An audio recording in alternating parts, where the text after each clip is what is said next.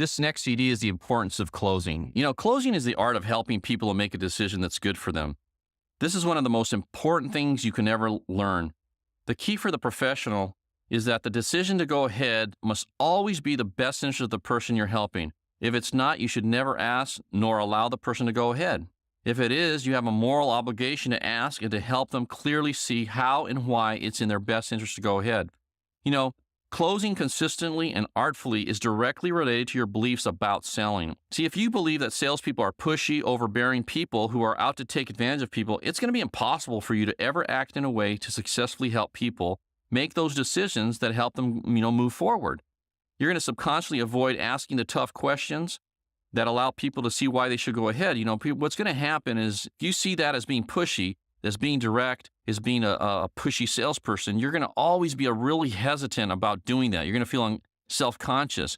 So you've got to see that closing is really, truly about helping people make a decision that truly helps their life in a positive direction, okay? On the other hand, if you see sales as a way to easily and effortlessly help people make decisions that are truly great for them, you're going to always be looking for creative ways to help them make the decision to go forward. I've always believed that people are just infinitely better off meeting with me and doing business with me because I believe that it allows me to pleasantly and professionally and persistently ask questions that motivate them to meet with me. See, my intention when I set appointments is to create the feeling that the prospect is going to lose a significant amount of money if they don't meet with me, which, by the way, is true.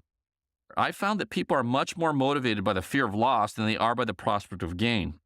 The reality is the success of our economy is completely and totally dependent on a product or service being sold and purchased. If that doesn't happen, then no one has the ability to earn money and take care of themselves or their family. See, even the government workers are dependent on selling. Without the sale of a product or service, taxes aren't paid. Without taxes being paid, there can be no government jobs. Everyone's livelihood is dependent on a sale in one form or another. There is nobody that's immune to this. Every industry, I don't care what you do, even if you're a school teacher, professor, believe me, that money comes either directly or indirectly from a sale being made somewhere of some sort. There's no getting around that. The important belief to develop is that sales made that are good for people, that enhance people's lives, are good for everybody. The great news about Primerica is this: we only do sales that positively impact people's lives, that improve their current financial situation. And we only help people make decisions that are truly good for them. That's one of the things I've always loved about Primerica. When I would sit down with a client, I would never close if it wasn't right for them. But if it was right for them, I would be looking for every way to get them to go ahead and to say yes. I would be very persistent about showing them why this was in their best interest. And I was direct about that. And I think you need to do that because I cared about those people. I cared about those families. I cared that my trainee that I was training could see that, and that they could see that this is the way you need to be with people, because people have a hard time making decisions, right? People are very afraid of making decisions because they're always afraid of making a mistake. So they're always very hesitant to make any kind of decision, any kind of commitment. They're going to easily make that commitment when they see and they feel and they believe it can enhance their situation. That's what you've got to get great at doing. See, the importance of being a closer in Primerica cannot be overestimated. Your ability to stay in business and to effectively train others to stay in Primerica is completely dependent on your ability to teach people how to close and to learn how to close. When I say close, I mean just having the prospect say, yes, I want to do business with you. Yes, I want to buy that policy. Yes, I want to invest money with you. Yes, I want to do that loan. You've got to get people to say yes if you're going to be successful. See, in order to get the appointment, you have to close people. You have to get them to say, yes, I'm willing to meet with you. Yes, I can see some advantage to meeting with you. Yes, I'm curious about finding out what you do. When they meet with you, you've got to close them on becoming clients. And if it's in their best interest, of course. And you have to close them on giving you referrals. You've got to get them to see why it's a good thing to give you referrals. If you close them on joining your business, if you recruit somebody, you still have to close the recruit on putting together a warm market list. And then you've got to close them on calling those people and setting those appointments. And then you've got to convince them to go on more than one appointment, to go on maybe 10 or 20 appointments. Everything about what we're doing is closing. You've got to also close them to come to the meetings. When somebody gets in, you've got to get them to understand why they need to be at every meeting. That's a close. You've got to convince them. See, if you aren't able to close effectively, Primerica is very difficult, a lot more difficult than it needs to be. When you become a master at closing, Primerica becomes fun, it's effortless. Boy, is it extremely profitable too. See, motivating a client to give you a check is the only way for you or your people to get paid, to make any money. If the product enhances the client's financial life and solves a fundamental financial issue, you deserve to ask for and receive the check. I'm going to repeat this again and again. See, your beliefs regarding asking someone to go ahead, right, closing, either your opportunity or products, is going to determine whether you become successful or not. It's going to be everything. It's the whole ball of wax here. You've got to get great at this. If you truly believe the client or the potential associate will be better off involved as your client or your teammate, you're going to be really comfortable and convincing at closing at every opportunity. It's going to be easy for you. I really felt like people were way better off if they did business with me and they got in my business because I believed I could help them. I really believed that. It wasn't something I just was saying to close a sale. I believed that. And I performed, and I made that be a reality and true for everybody that I got involved. You see, if you believe that asking again is being pushy, rude, or obnoxious, you're going to automatically not going to be asking for the business. You're not going to close, right? And in that case, everybody loses. So you've got to work on the beliefs you have about what sales is, because that's going to have a fundamental part of your success in Primerica, how you think about that. So what you believe about closing, which is again is asking people for money or asking people to go ahead or asking people to make a commitment, it's going to determine your viability in Primerica. Remember, we never close unless it's completely and totally in the prospect's best interest in every way. That being true, when it is in their best interest, you have an obligation, a moral obligation to close and ask for the check and ask them to go ahead. If you're sitting with a client, you know them buying this policy is the best thing for their family. If you're sitting with them, you know they should be investing this money if they have any chance of retiring. If you're sitting with them and you have a loan proposal that's going to save them $500 or $1,000 a month, it's going to allow them to get debt-free and financially independent much sooner, or if you're sitting with somebody, you know they need to make an extra $1,000 or $2,000 or $3,000 a month, and you're not closing them, shame on you. Shame on you. That's ridiculous. You should be closing them. You should be getting them to say yes. Because if you care about your fellow man, if you care about other people, you've got to help them make decisions that are good for them. And that's what closing is. You know, one of the keys is you've got to persuade people emotionally, not logically. People make decisions emotionally, and then they justify them logically.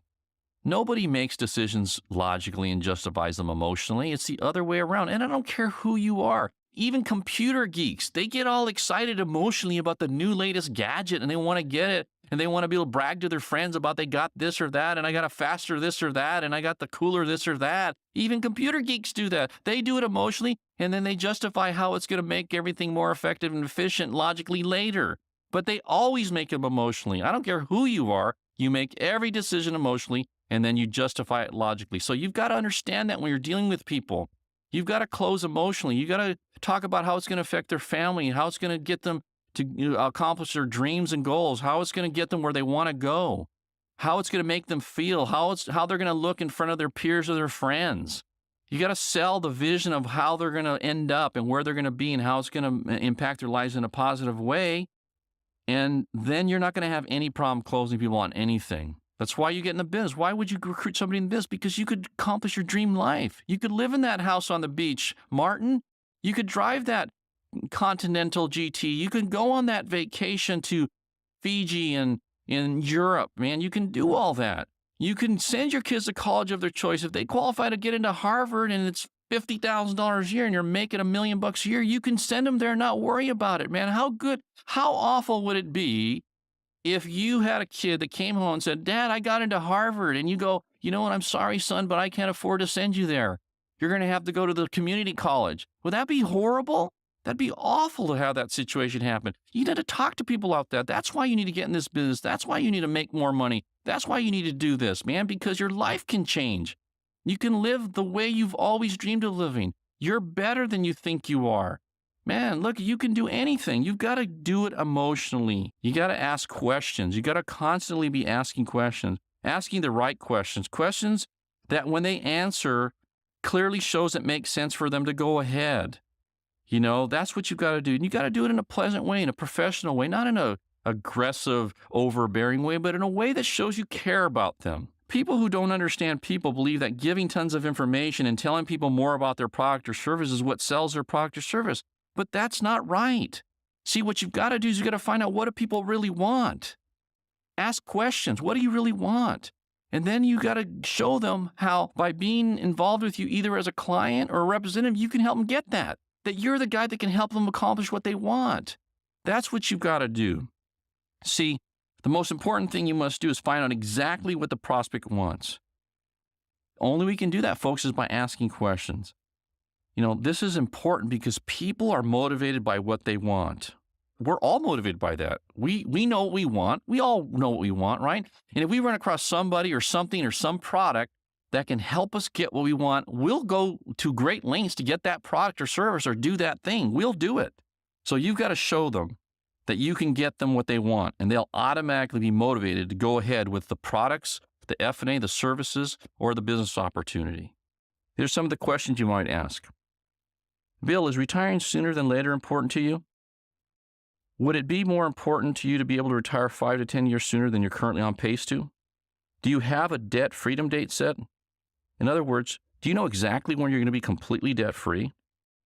Look, how motivated are you to be debt-free? On a scale of 1 to 10, where would you be? In your 401k right now, do you know if you have a correct allocation that will allow you to reach your retirement goals? If yes, what is it? Do you know your financial independence number? Wouldn't you like to have a plan that can help you reach financial independence in a specific time period? Doesn't it make sense to have a plan in writing that specifically shows you how to achieve financial independence versus winging it and hoping things turn out well?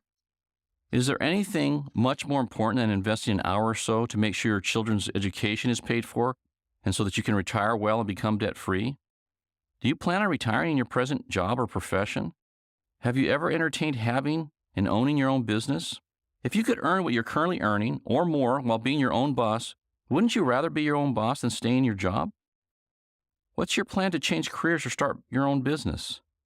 If you don't have a plan, is there any reason you would invest 20 to 30 minutes and allow me to show you a way you can potentially own your own business and double or triple your income? You don't seem like the kind of person who makes decisions without all the facts. Is that true? Then it makes sense to meet with me to get all those facts so you can make an informed and intelligent decision, doesn't it? If I can teach you exactly what to do to earn the money you said you wanted to, is there any reason you wouldn't go ahead and let me help you do that? Is making a difference and helping people important to you? I saw Primerica as my last chance to win in my life where I could earn an extraordinary income and live my dream life. Is doing that important to you too? Is freedom important to you? If yes, you and I both know freedom isn't going to happen at your job in the near future, so why don't you join me and let me help you get free? All right, these are some of the tie-downs that you want to use when you're talking. Tie-downs are to have the prospect verbalize affirmation of going forward. So in other words, you say, wouldn't you agree? Doesn't that make sense? Does that work for you? Couldn't you? Wouldn't you? Don't you agree? Those are the kinds of things that you say, you tag on at the end of a sentence like, hey, Bill, wouldn't you agree that it makes sense for you to be a business owner versus being an employee? Or, that makes sense, doesn't it? I mean, being debt-free and financially independent, that makes sense to have a plan to do that. Don't you agree? That's what you want to use tie-downs for. Focus on, at the end of a sentence, tying them down and getting a little mini commitment. That's what, wouldn't you agree? That makes sense, doesn't it? Does that work for you? Couldn't you? Wouldn't you? Don't you agree? Those kinds of things tagged onto the end of a sentence of a question will get that minor commitment you need. And what you want to have is, many, many minor commitments throughout your presentation as you're meeting with somebody or talking to somebody. Next thing is, do not ask yes or no questions. One of the things you don't want to do is you don't want to ask questions that offer a direct yes or no question. Always give an alternative choice or ask questions that you already know the answer to. It's like for example, would you like to retire sooner or later? I can meet with you on Monday or Wednesday. Which is better for you? Would you rather meet at 6 or 8 o'clock? Which insurance solution makes more sense for your family, A, B, or C? Would you like to invest the difference or pay off your mortgage sooner? and become debt-free. So you ask questions where no matter what they answer, it's an affirmative answer of going ahead, all right? That's why you want to formulate questions. Another thing you want to do is get these minor yeses, like I mentioned just previously, throughout your presentation. Minor yeses allow you to get minor commitments throughout the presentation. Doing this makes it much easier for the prospect to go ahead since they don't want to be inconsistent with their answers. So if you're constantly getting yes, that makes sense, yeah, I would like to do that throughout the presentation, then at the end of the presentation, if they've been saying yes all along, it's going to be incongruent for them to say, no, I don't want to do that. It's going to be very difficult because people have a tendency to want to be congruent with what they say. So ask the prospect often if they'll go ahead if you can help them get what they want. For example, if I can put a plan together for you, John and Mary, that will allow you to retire sooner, become debt-free, and protect your family's income, will you implement my recommendations? And that's a minor tie-down. When you get that tie-down, they say yes, then of course now that's a tie-down. If I'm able to help you pay your home and other debt faster than you're currently on pace for, will you go ahead with my plan? You notice these are really direct questions. You're asking directly for a commitment, and that's very important. Helping your children with their education is important to you, isn't it? It's important to become debt-free, wouldn't you agree? Having a plan is important to you and your family's future, wouldn't you agree? If you could retire sooner, you'd want to do that, wouldn't you? Protecting your family's standard of living is important, isn't it? If I can offer you more protection for the same or lower cost, will you go ahead with my plan? If I can offer you a savings and retirement plan that meets your needs better than your current plan, will you move your money and invest in your future savings with me? If I can show you a way for you to earn the income you need to realize the life you want, will you join me in my business?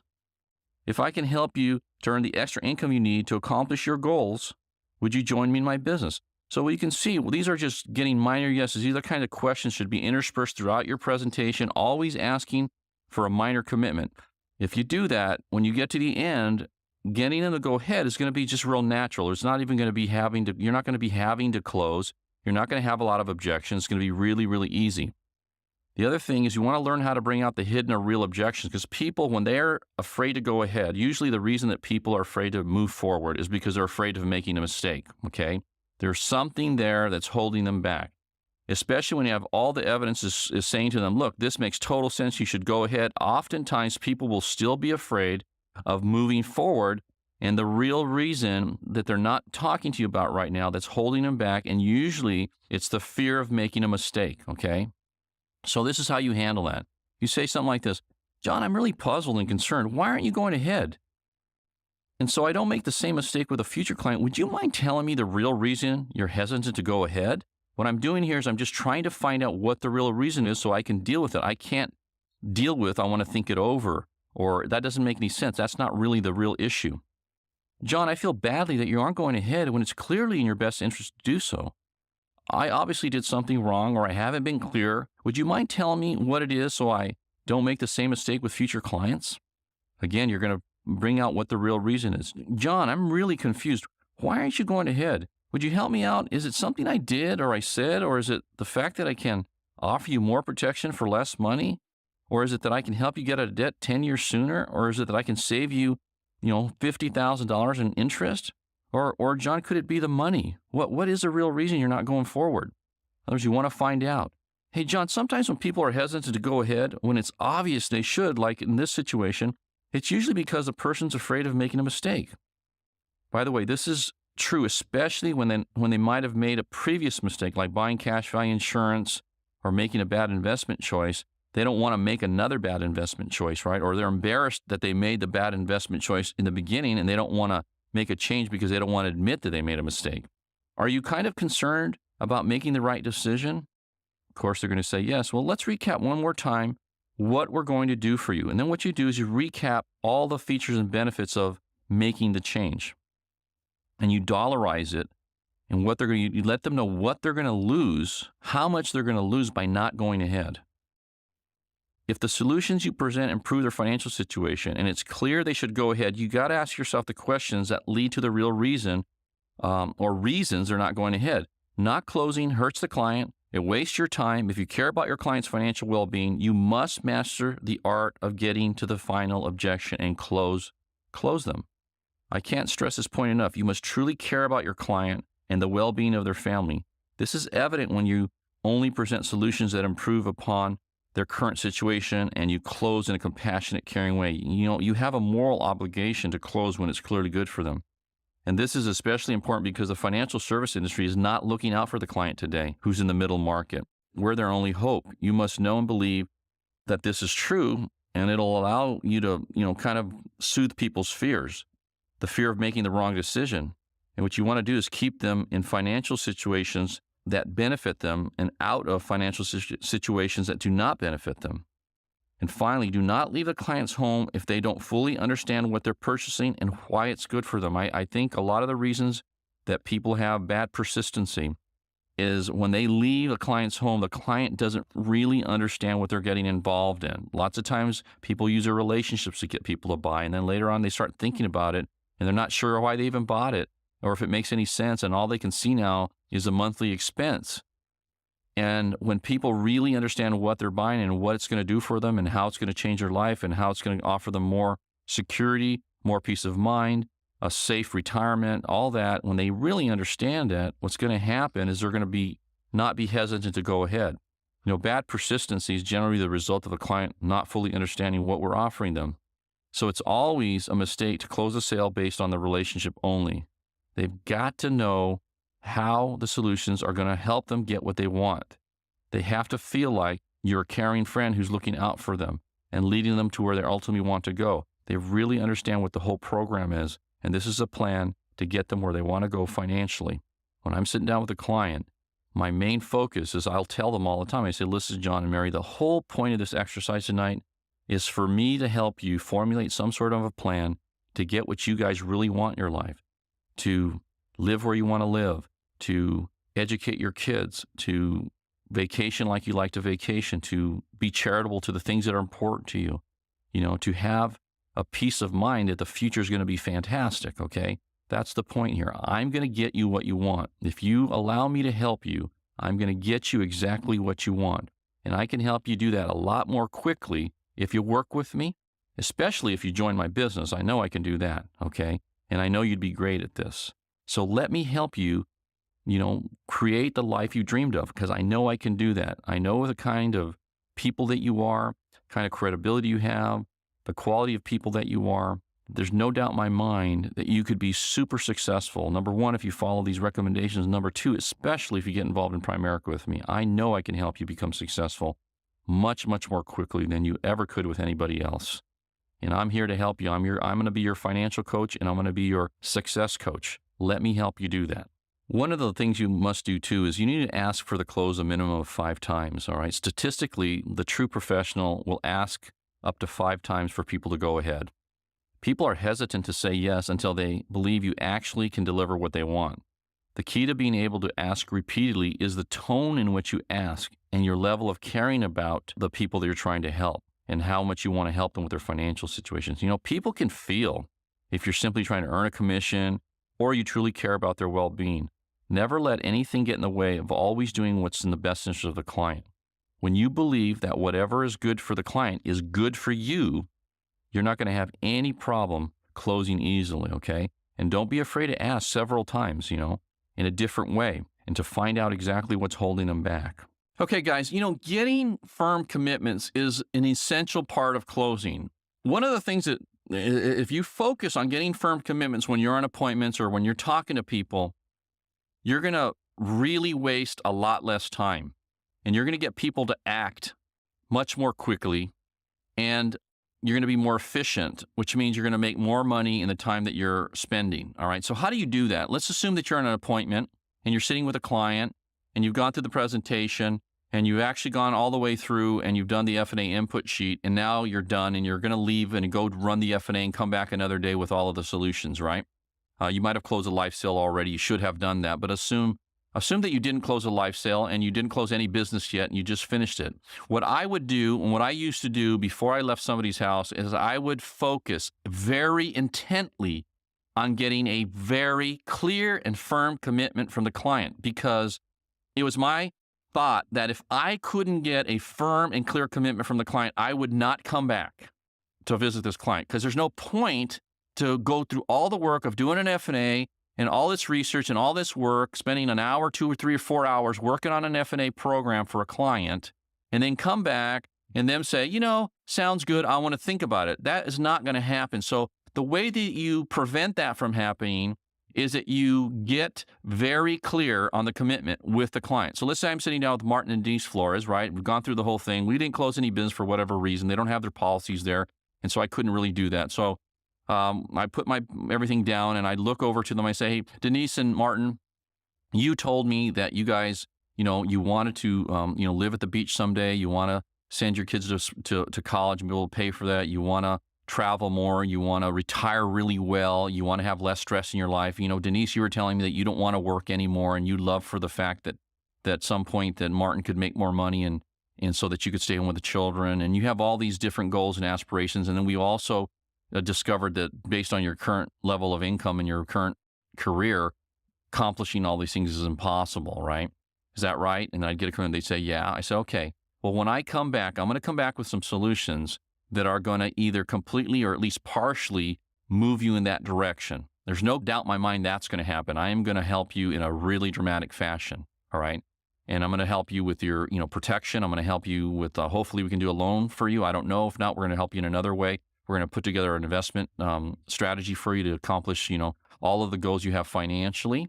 And then I'm going to talk to you about getting involved in our business. So I'm going to go back and I'm going to be spending a lot of time on this plan of yours. I'm probably going to spend, 4 or 5 or 6 hours working on this and putting together just an awesome plan that helps you get exactly where you want to go, exactly where you told me you want to go, okay? So if I can do exactly what you want, if I can help you get where you want to go, can I get a commitment, a firm commitment from you tonight that you're going to implement each and every one of the strategies that help you move in the direction of the goals and dreams that you told me tonight? Can we look at each other, man to man, man to woman, and say, look, I'm going to do this stuff. I'm going to commit to putting together to implementing the plan that's going to get me where I want to go. I just want to know that, because I don't want to go and put all this energy back and then come back and you go and you tell me, this sounds really good, Hector, but I want to think about it, because there's no point in me going through that exercise if you're not committed to your financial future, if you're not committed to doing the things that you need to do to move you closer to your goals and dreams. Because I'm going to work hard to do that. And there's the part that you have to do is you have to commit to doing that. Can I get your guys' commitment that when I come back, you're going to implement all of those things? And if I don't get a yes, I'm not coming back, okay? And if they say, well, Hector, I want to think about it, I'll look at it, well, I'll tell you when I get there. No, I'm asking you, if I do all these things that we've talked about tonight and I can help you move in that direction, what would there be to think about at that point? It's either, yes, I'm going to do it, or no, I don't want to reach my goals and dreams. There's no in between. So I just want to know that I'm not wasting my time, and I don't want to waste any more of your time. If you're not committed to your future financially, then there's no point in us going any further.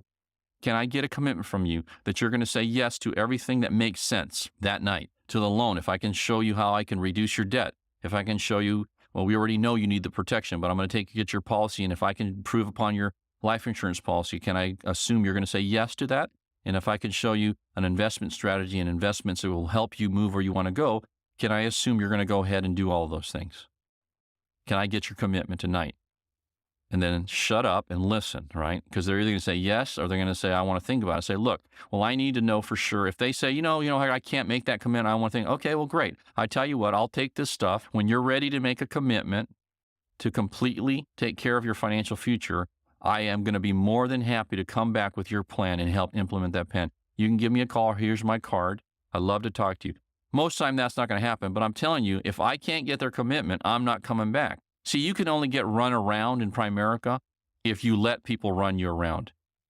If you're going to do a lot of work for somebody, you deserve to get compensated for that. And the bottom line is this. And I know that this plan is going to move them where they want to go. It's going to help them dramatically. And if you don't have the directness to tell them that, to tell them you're going to do that and let them know that they need to do this, then, you're not helping them. You're not helping them in any way, shape, or form. So you've got to make sure that you get a really, really firm commitment. And you can do it in a nice way, in smiling and just look. I would just tell people all the time, look, I'm in business, you're in business. When you work, you expect to get paid, right? When I work, I expect to get paid. I'm going to do a tremendous job for you. and I'm going to do everything I said I'm going to do. And if I can do that, all I'm saying is, are you going to go ahead? That's all, right? Because if you show up to work and you put in time and energy, you expect to get compensated, correct? I do too. That's all. You do think that's fair? Well, great. Well, let's go ahead then. And that's what you need to do.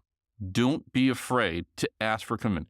And a lot of you are hearing this right now and you're going, oh, I don't know if I can do that. And you're going to be afraid to get a commitment. And this is what's going to happen to you.